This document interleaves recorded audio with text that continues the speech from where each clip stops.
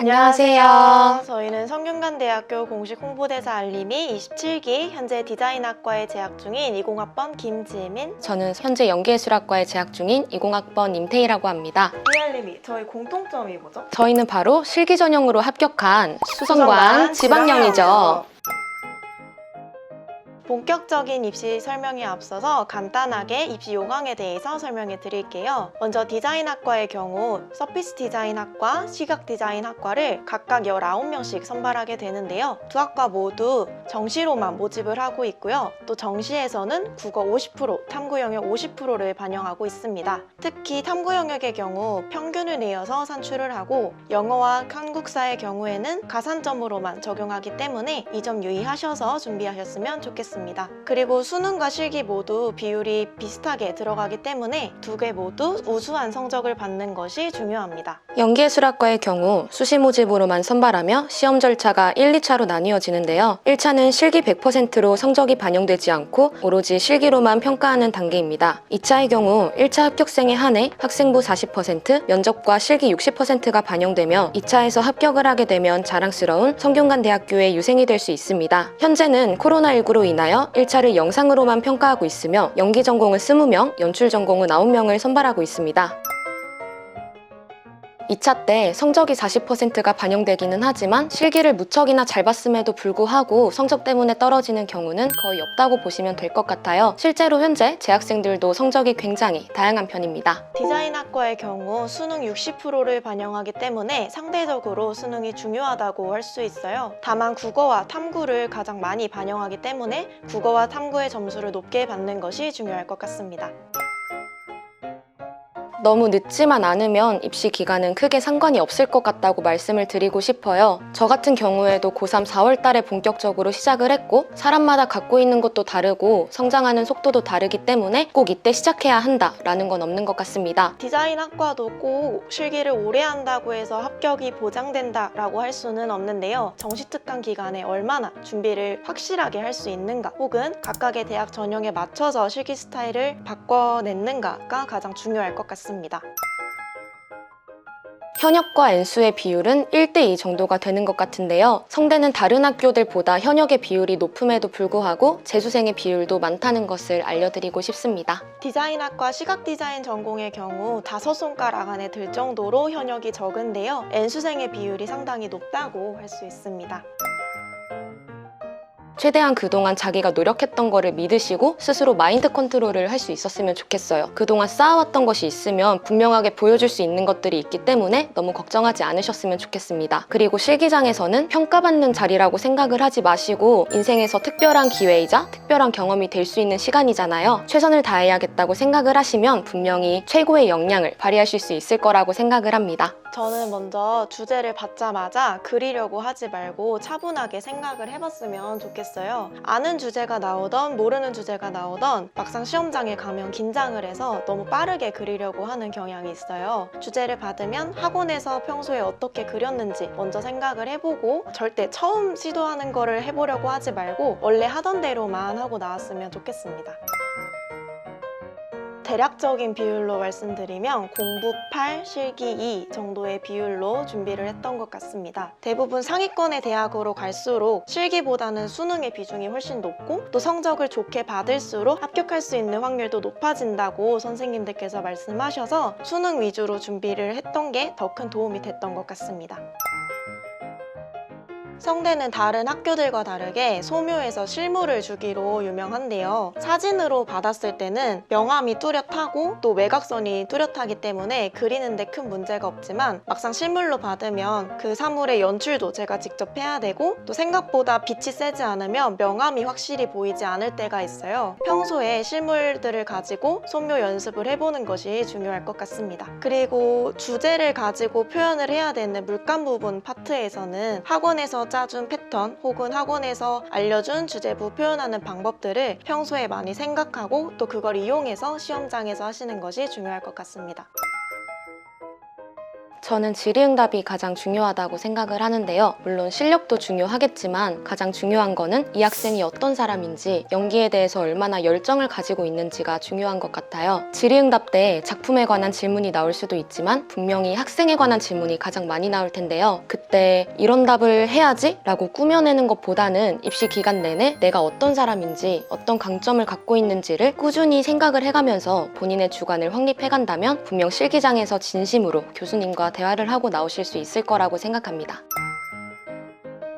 저는 그냥 열심히 하기라고 답변을 드리고 싶어요. 어차피 심사는 제가 관여할 수 있는 부분들이 아니잖아요. 그러니까 절대 다른 사람들이랑 비교하지 말고 스스로가 걸어가야 할 길을 꾸준히 갖고 나가면서 걸어 나가다 보면 본인이 노력했던 것이 쌓이고 쌓여서 굳이 보여주려 하지 않아도 실기장에서 보여지게 될 겁니다. 그리고 본인에 대해서 얼마나 잘 아느냐도 굉장히 중요한 것 같은데요. 내가 이거는 최고다, 나는 어떤 사람이다 라는 것을 분명하게 생각을 하고 계시면 그것이 쌓이고 쌓여가지고 분명히 실기장에서 단단한 사람인 게 빛이 날 거라고 생각을 합니다. 파이팅! 네, 지금까지 실기 입시 전형에 대해서 이야기해 보았는데요. 예체능 입시가 객관적인 지표도 없고 흔히들 외로운 싸움이라고 하잖아요. 분명 힘든 순간들도 있겠지만 모두 이겨내시고 여러분들이 원하시는 학교에 합격하실 수 있었으면 좋겠습니다. 안녕하세요. 저는 성균관대학교 공식 홍보대사 알림이 27기, 현재 프랑스 어문학과에 재학 중인 20학번 신지웅입니다. 안녕하세요. 저는 성균관대학교 공식 홍보대사 알림이 27기, 현재 전자전기공학부에 재학 중인 20학번 이서아입니다. 성균관대학교 인문계열 정시모집 일반 전형에 대해 안내해 드리도록 하겠습니다. 우선 성균관대학교 인문계에 지원하기 위해서는 수능에서 국어, 수학, 영어, 탐구 두 과목 그리고 한국사를 필수로 응시하셔야 합니다. 이 중 탐구 과목의 경우 사탐, 과탐 구분 없이 두 가지 과목을 응시하시면 됩니다. 인문계의 수능 반영 비율은 국어 35%, 수학 35%, 탐구 30%이며 수능 성적이 100% 반영됩니다. 단, 예체능계의 경우 실기시험을 실시하여 반영 비율을 다르게 적용합니다. 한다는 점 꼭 기억해주세요. 미술, 디자인학과 지원자의 경우 수능에서 국어, 영어, 사탐, 과탐 구분 없이 두 과목 그리고 한국사를 필수로 응시하셔야 합니다. 그리고 수능을 60%, 실기를 40% 반영하여 합격자를 선발하는데 수능 성적을 산출할 때에는 국어가 50% 그리고 탐구가 50% 반영됩니다. 인문계의 경우 가군에서 인문과학 계열, 경영학과, 글로벌 경제학과, 교육학과, 한문교육과, 영상학과, 의상학과에 지원하실 수 있으며 나군에는 사회과학 계열, 글로벌 리더학부, 글로벌 경영학과에 지원하실 수 있습니다. 마지막으로 예체능계의 경우 모두 가군으로 미술학과와 디자인학과 그리고 스포츠과학과에 지원하실 수 있습니다. 다음으로 성균관대학교 자연계 정시모집 일반 전형에 대해 안내해 드리도록 하겠습니다. 우선 자연계의 경우 국어, 미적분이나 기하, 영어, 한국사, 과탐 두 과목을 필수적으로 응시하셔야 합니다. 이때 과탐 과목의 경우 동일 과목 1, 2 응시는 인정하지 않습니다. 스포츠과학과의 경우 국어, 수학, 영어, 한국사 그리고 과탐이나 사탐 한 과목에 필수적으로 응시하셔야 합니다. 자연계의 경우 수능 성적이 100% 반영되며 국어가 25%, 미적분이나 기하가 40%, 과탐이 35% 반영되고 있습니다. 스포츠과학과의 경우 수능이 80%, 실기가 20% 반영되며 이때 수능 성적은 국어 40%, 수학 30%, 탐구가 30% 반영됩니다. 영어와 한국사의 경우 가산점으로 반영됩니다. 성균관대학교 자연계 정시모집 일반 전형은 가군과 나군으로 지원이 가능합니다. 가군에는 전자전기공학부, 소프트웨어학과, 반도체 시스템공학과, 글로벌 바이오 메디컬 공학과, 약학과, 의예과, 건설환경공학부, 스포츠과학과에 지원하실 수 있습니다. 나군에는 자연과학 계열, 공학 계열에 지원하실 수 있습니다. 추가적으로 자세한 사항은 성균관대학교 입학처 정시 모집 요강을 참고하시는 것을 추천드립니다. 저 같은 경우에는 고등학교 3년 내내 성균관대학교가 목표 대학이었어요. 그런데 우리 전국의 수많은 정시러분들이 공감하시겠지만 저 같은 경우에는 그 참 내신이 맘같이 나오지가 않더라고요. 맞아요. 그래가지고 고등학교 1학년, 2학년 성적 보니까 성균관대 꿈도 못 꾸겠구나 싶어가지고 고등학교 3학년 때 빠르게 정시로 전화를 했습니다. 저 같은 경우에도 지용알림이와 비슷하게 내신을 챙기는 데 되게 부담이 컸고 뭔가 어떤 걸 쌓아나가면서 저만의 스펙을 쌓아가는 데 되게 취약해서 저는 한 방을 노리는 게 낫겠다 싶어가지고 정시 전형을 선택하게 되었던 것 같습니다. 모의고사랑 수능 성적 같은 경우에는 왜 그런 말이 있잖아요. 6월을 잘 보고 9월을 망치면 수능을 잘 보고 6월을 못 보고 9월만 잘 봤을 때는 수능을 망친다, 뭐 그런 말이 있어요. 근데 제가 생각했을 때는 뭐 그런 게 정해져 있다기보다는 이제 모의고사를 보고 수능으로 갈 때까지 얼마나 내가 그 모의고사에서 뭘 얻어냈느냐가 되게 관건이었던 것 같아요. 이 모의고사에서 어떤 성적을 받았고 어떤 실수를 해서 그거를 수능 때 어떻게 고쳐 나갈지를 생각을 하시는 게 지금 이 문제에 대한 답보다 더 중요한 것 같습니다. 여러분들, 저는 이건 기출이 더 중요하다고 생각합니다. 여러분들 적어도 고등학교 3개년치 기출은 정말 외우다시피 분석해서 평가원의 문제 형식에 익숙해지고 평가원이 요구하는 게 무엇인지를 알고 나면은 이 고등학교 때 수험생활 공부하는데 굉장히 도움이 많이 됩니다. 그러니까 여러분들 모의고사 기출을 꼭 적극적으로 활용해 보시면 좋을 것 같습니다. 저도 물론 지웅 알림이의 말씀에 너무 동의를 하지만 개인적으로는 과탐 같은 경우에는 기출 못지않게 EBS가 중요하다고 생각합니다. EBS에 되게 숨겨져 있는 개념들이 굉장히 많고요. 앞에 있는 개념 정리 부분을 되게 아무렇게나 넘기시는 분들이 많은데 세부적인 개념들이 정말 많거든요. EBS 과탐이나 사탐은 정말 열심히 만드시고 문제 퀄리티가 굉장히 좋기 때문에 EBS도 꼭 풀어보고 수능에 가시면 훨씬 좋을 것 같다고 생각이 들어요. 이 슬럼프 극복 굉장히 중요하죠. 저는 개인적으로 슬럼프를 인정하는 것이 슬럼프를 극복하는 방법이라고 생각을 하는데요. 이게 무슨 말이냐면 사실 그 긴 수험생활, 짧게는 1년, 길면은 2, 3년도 가죠. 그렇게 긴 수험생활 동안 슬럼프가 한 번도 안 온다라는 건 솔직히 말이 안 되는 거라고 생각을 해요. 그러니까 여러분들 슬럼프가 오더라도 나 지금까지 열심히 잘 해왔구나 라는 거 한 번만 더 상기시켜주고 그냥 하던 대로 열심히 해주면은 슬럼프 분명히 극복될 거라고 생각합니다. 저는 정시를 선택할 것 같아요. 아무래도 내신이라는 거는 그 점수가 계속해서 누적이 되는 거잖아요. 저는 내신을 한번 못 보면은 의욕이 잘 생기지가 않더라고요. 이거를 다시 극복해내야 되는데 그럴 의욕이 잘 생기지 않아서 저는 정시를 선택을 했고요. 그렇다고 하더라도 수시를 놓지는 않을 것 같아요. 수시도 챙기면서 정시도 틈틈이 공부를 하고 고등학교 3학년 때는 정시에 올인하는 그런 방법을 추천드리고 싶습니다. 저 같은 경우에는 수시를 한번 챙겨볼 것 같아요. 수시 같은 경우에는 제가 쌓아올린 성적으로 총 6번 정도의 기회를 더 받는 거라고 생각을 해요. 그리고 실제로 내신을 좀 열심히 챙긴 친구들 같은 경우에는 대학을 조금 더 수월하게 높게 가는 느낌을 많이 받았어요. 되게 체계적으로 잘 하더라고요. 수시를 되게 추천해드리고 싶습니다. 1년이라는 시간 정말 오랜 시간이라고 생각하고 뭔가 나의 청춘 다 버려가면서 공부하는 기분이 분명히 드실 거예요. 하지만 끝에는 굉장히 좋은 결과와 빛나는 미래가 여러분들 앞에 있을 거니까요. 항상 응원하고 저희 성균관대학교에도 입학해주시면 너무 좋을 것 같습니다. 이 영상을 보고 있을 수험생들 뿐만 아니라 우리 예비 수험생들도 꼭 알찬 수험생활 맞이하실 수 있으면 좋을 것 같습니다. 저희가 늘 응원하고 있겠습니다. 안녕하세요. 저는 성균관대학교 공식 홍보대사 알림이 28기 현재 인문과학 계열에 재학 중인 21학번 백민경입니다. 저는 성균관대학교 공식 홍보대사 알림이 28기 현재 글로벌 경영학과에 재학 중인 21학번 정찬영입니다. 찬영알림이 오늘 우리 둘이 이렇게 영상을 찍게 된 이유가 있잖아요. 네, 민경알림이 저희는 바로 논술우수 전형을 통해 성균관대학교에 들어온 학생들인데요. 먼저 설명을 드리기 앞서 논술우수 전형이 어떤 전형인지 설명드릴게요.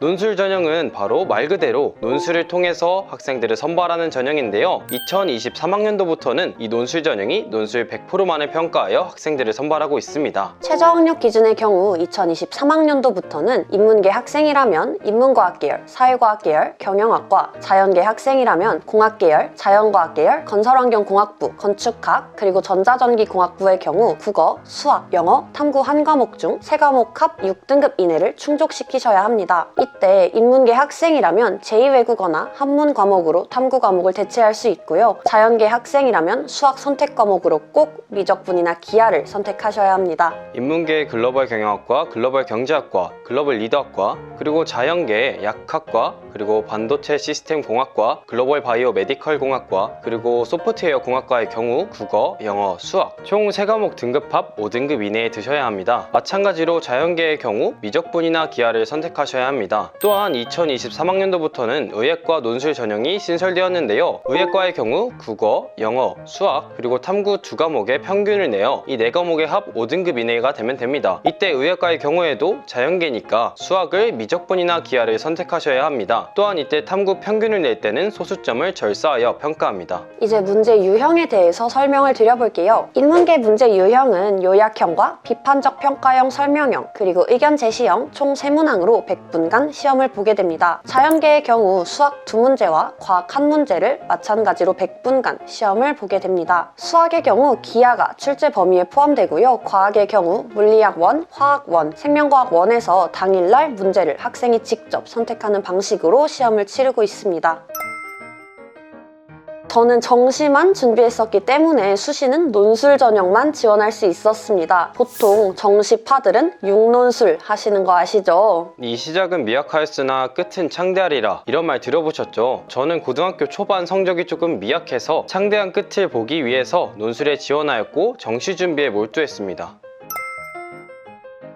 정말 저는 쓰고 내려가면서 합격할 거라는 생각을 전혀 못했었어요. 저는 성대 논술을 무려 2년간 응시했는데요. 2년 내내 내려가면서 오늘도 볼펜 한 자루 잘 받아간다 라고 생각할 정도였습니다. 그리고 성대 논술은 워낙에 양을 중시한다는 얘기를 많이 들었었는데요. 저는 실제로 합격했던 해에는 3번 문제를 전체 칸에 정말 반도 적지를 못했어요. 그래서 합격할 거라고는 전혀 생각지도 못했습니다. 합격 발표가 나오자마자 같이 합격한 친구랑 야 이거 전산오류 아니냐 라면서 심각하게 토론했던 기억이 있네요. 저는 합격할 생각을 전혀 안 하고 있었습니다. 친구 집에서 자고 일어나서 비몽사몽간에 걸어가고 있는데 갑자기 합격자 발표가 났다면서 문자로 링크가 발송되더라고요. 그래서 당연히 불합격이겠지 하고 링크를 이렇게 딱 눌러봤는데 합격! 이렇게 2글자가 떴어요. 그 순간 정말 이게 꿈인가? 하면서 볼을 꼬집었던 기억이 있습니다.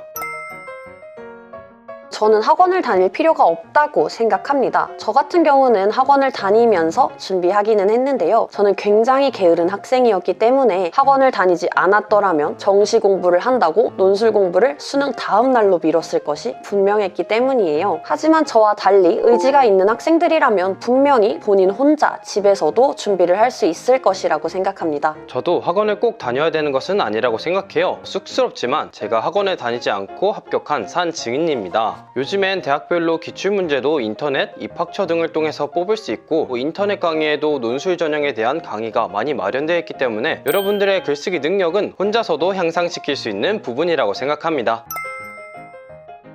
저는 논술의 핵심이 기출의 반복된 체화라고 생각하는데요. 논술은 주관을 묻는 시험이 아니기 때문에 객관적이고 명확한 평가 기준이 실제로 존재합니다. 여러분들 수능 공부 준비를 할 때 기출은 그냥 너무 당연히 공부를 하고 시작하는 거잖아요. 논술도 마찬가지라고 생각합니다. 저는 특히나 학교에서 제공하는 논술 가이드북을 굉장히 잘 이용한 편인데요. 이때 예시 답안을 필사하는 것보다는 채점 기준을 확실히 보고 내 답안을 채점 기준에 맞추어 쓰는 연습을 가장 많이 했던 것 같아요. 저는 독해력이라고 생각해요. 일단 글을 잘 읽고 해석할 수 있는 능력이 있어야 자신만의 글을 잘 써나갈 수 있겠죠. 논술은 주어진 근거를 통해서 자신만의 근거를 만들어내고 문제에 적합한 답안을 써내는 게 목적이잖아요. 그래서 제시문을 잘 분석하고 그것을 자신만의 말로 풀어나갈 수 있는 독해력이 필요하다고 생각했습니다. 어려운 글을 읽거나 또는 글을 써보는 경험을 많이 해보는 등 독해력을 키우기 위해 노력했던 것 같아요.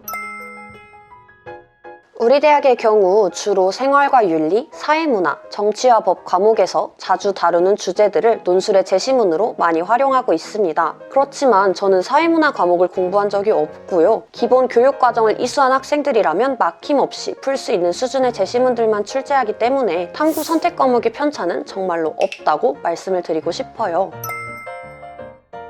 저는 먼저 글을 쓰고 글을 읽는 경험을 많이 하려고 노력했습니다. 고등학교 때는 교내에서 실행되는 모든 글쓰기 대회를 참가하면서 글 쓰는 경험을 많이 늘렸고요. 국어 비문학 기출문제를 매일 3개씩 읽고 분석하면서 읽는 능력을 길렀던 것 같아요. 어려운 글을 분석하기도 하고 어려운 글을 써보기도 하면서 그러한 경험이 쌓였기에 이렇게 논술 전형에 합격할 수 있었던 것 같습니다. 자신만의 방법이라면 앞서 말씀드렸다시피 개요 짜기에 많은 시간을 투자하는 것입니다. 그리고 우리 대학뿐만 아니라 인문논술에서 자주 출제되는 대립상들을 모두 암기했던 것이라고 말씀을 드리고 싶어요. 보통 문제를 풀다 보면 한쪽의 대립상은 명확하게 보이는데 그 반대쪽이 잘 떠오르지 않는 경우가 있거든요. 그런데 자주 출제되는 대립상들을 외워두면 한쪽이 보였을 때 그 다른 한쪽을 예상해서 글을 쓸 수 있다는 장점이 분명하게 존재합니다.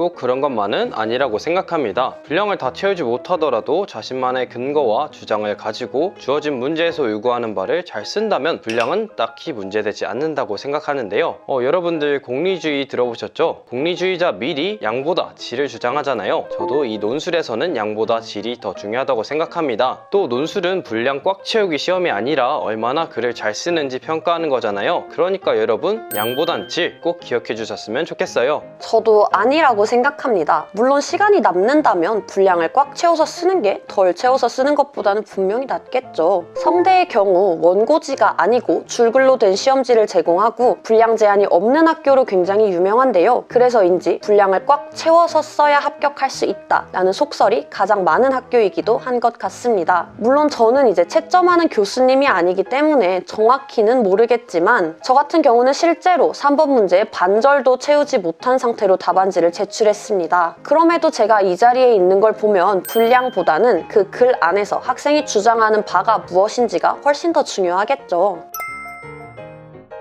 수능에 자신이 있다면 당연히 최저가 높은 곳을, 수능에 자신이 없다면 당연히 최저가 낮은 곳을 작성하는 게 자신에게 유리하겠죠. 수능 최저가 높다면 대개 실질 경쟁률은 크게 떨어지고 반대로 수능 최저가 낮다면 그만큼 실경쟁자가 더 늘어날 텐데요. 물론 그 이전에 수험생인 나 자신이 그 최저를 통과할 수 있는가를 걱정하는 것이 더 우선이라고 생각합니다. 수능엔 변수가 정말 많으니까요. 특히나 논술을 지원할 때 탐구 과목이 평균을 내는지, 평균을 낸다면 소수점을 절사하는 방식을 취하는지 체크하는 것이 가장 중요합니다. 제 경험을 얘기해 드리자면 저는 수능에 대한 자신감이 있었기에 최저가 높은 학과를 썼는데요. 실제로 수능을 보고 나서 최저 등급을 저도 겨우 맞췄던 기억이 있어요. 그런데 최저 등급을 맞추고 나니까 실질 경쟁률이 굉장히 떨어져서 당시 시험 보러 온 학생들이 조금 자리가 비어 있던 것을 발견했습니다. 저는 최저 등급을 높은 곳을 썼기에 이 자리에 있을 수 있었던 게 아닌가 싶어요. 네, 지금까지 논술우수 전형에 대한 이야기를 나누어 보았는데요. 성균관대학교 논술 전형의 경우 논술과 수능 모두 대비하는 게 필수적이니까 논술 공부 틈틈이 하시면서 수능 공부 열심히 하셨으면 좋겠습니다.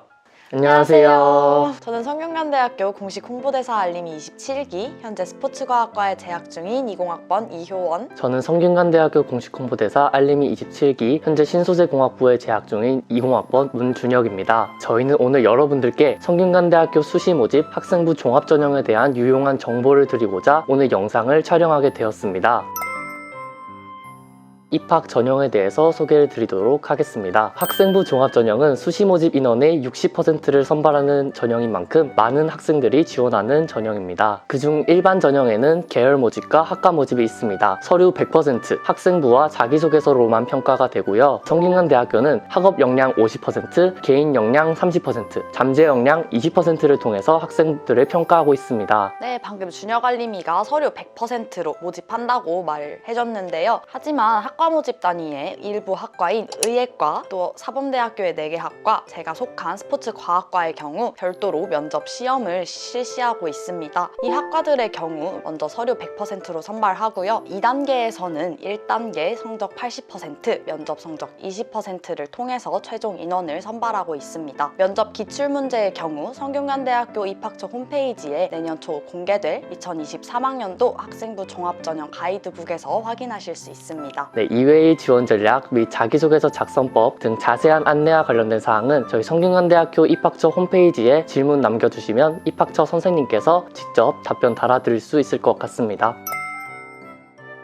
저는 고고익선이라고 말씀을 드릴 수 있을 것 같습니다. 교과 성적이 어느 정도 수준 이상으로 유지됐을 때에만 본인의 활동이 의미가 있게 된다고 말씀드리고 싶습니다. 따라서 내신 성적을 항상 1순위로 두고 활동을 채워나가시면 될 것 같습니다. 저 역시 내신이 정말 중요한 요소임은 인정합니다. 하지만 학생부 종합전형은 정량평가가 아니라 정성평가인 만큼 낮은 내신을 회복할 기회도 있다는 점 꼭 유념하셨으면 좋겠어요.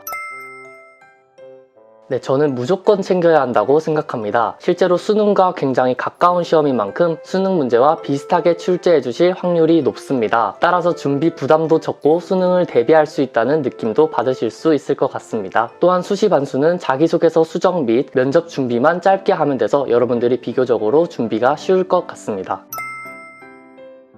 실제로 성균관대학교에서는 학생부 종합전형을 평가할 때에 전공 적합성이라는 표현보다는 계열 적합성, 학업에 대한 열정이라는 표현들을 더 많이 사용하고 있습니다. 이렇게 여러분들이 꼭 그 하나의 진로만을 보고 활동하지 않았다고 해도 학업에 대한 열정이나 계열에 대한 열정을 보여주셨다면 똑같이 좋은 평가를 받을 수 있으니까요. 진로 변경에 대해서 크게 걱정하지 않으셔도 될 것 같습니다.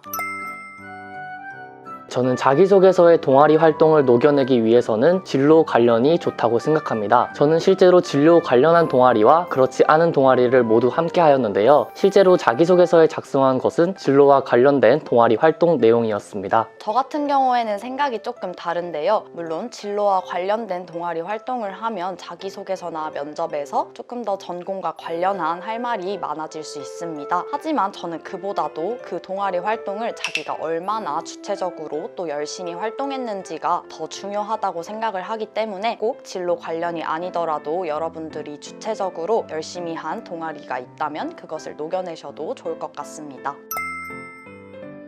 가독성이 떨어지는 글은 아웃이라는 말씀을 꼭 드리고 싶습니다. 먼저 첫 번째로 알아보기 쉽게 문단을 나눠주세요. 문단을 나누다 보면 내용 또한 깔끔하게 나눠 떨어지게 작성할 수 있다는 장점이 있습니다. 다음으로 각 소재마다 다음의 내용을 요약하는 제목을 대괄호를 사용해서 표현해주세요. 예를 들어서 화학실험 도우미를 하면서 배운 공학자로서의 치밀한 설계 자세와 같은 제목을 문단 첫 번째에 달므로써 이 친구는 이러이러한 활동을 통해 이러이러한 성취를 이끌어냈구나 와 같은 내용을 입학사정관님께서 한눈에 알아보실 수 있도록 작성을 했습니다. 마지막으로 문장은 어렵지 않게 명료하고 간단하게 작성해야 한다는 말씀만 드리고 마무리하도록 하겠습니다. 지금까지 수시 모집 학생부 종합전형에 대해서 이야기를 나누어 보았는데요. 코로나19라는 변수가 많은 상황에서 여러분들이 입시를 위해 정말 많은 노력을 하고 있다는 거 저희도 잘 알고 있습니다. 네, 맞습니다. 여러분들 노력하신 만큼 꼭 입시에서 좋은 결과 있기를 저희가 응원하도록 하겠습니다. 그럼 저희는 이제 여기까지 하고 마무리를 해보도록 하겠습니다. 알림이 페이스북, 인스타그램, 유튜브까지 있으니까요. 네, 많은 관심 부탁드립니다. 저희는 성균관대학교 공식 홍보대사 알림이었습니다. 전국의 수험생 여러분